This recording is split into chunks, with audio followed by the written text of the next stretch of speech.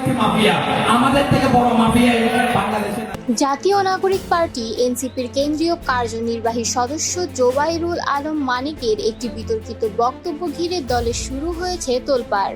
তিনি বলেন, শেখ হাসিনার মতো মাফিয়াকে বিতাড়িত করেছি, এখন আমরাই হচ্ছি বড় মাফিয়া।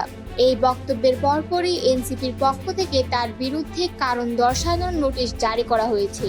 গত 10 জুন মঙ্গলবার এনসিপির যুগ্ম সদস্য সচিব সালেহ উদ্দিন সিফাত স্বাক্ষরিত একটি নোটিশে জানানো হয়, চট্টগ্রামের আনোয়ারা উপজেলায় ঈদ পুনর্মিলনী অনুষ্ঠানে দেওয়া জোবাইরুল আলম মানিকের বক্তব্যটি দলের কেন্দ্রীয় শৃঙ্খলা কমিটির নজরে এসেছে।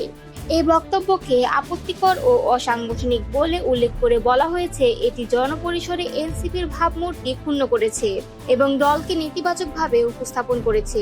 নোটিশে আরও বলা হয়, এই ধরনের বক্তব্য দলীয় শৃঙ্খলা পরিপন্থী এবং এতে দলের প্রতি জনআস্থা ক্ষুণ্ণ হয়েছে।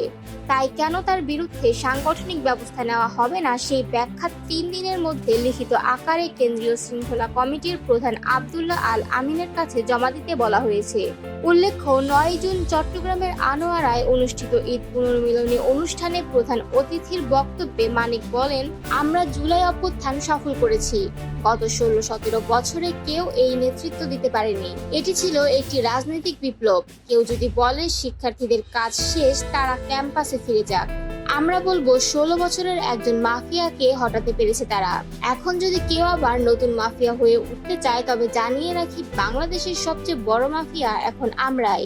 দলের ভেতর থেকেই এই বক্তব্যের তীব্র সমালোচনা শুরু হয়েছে।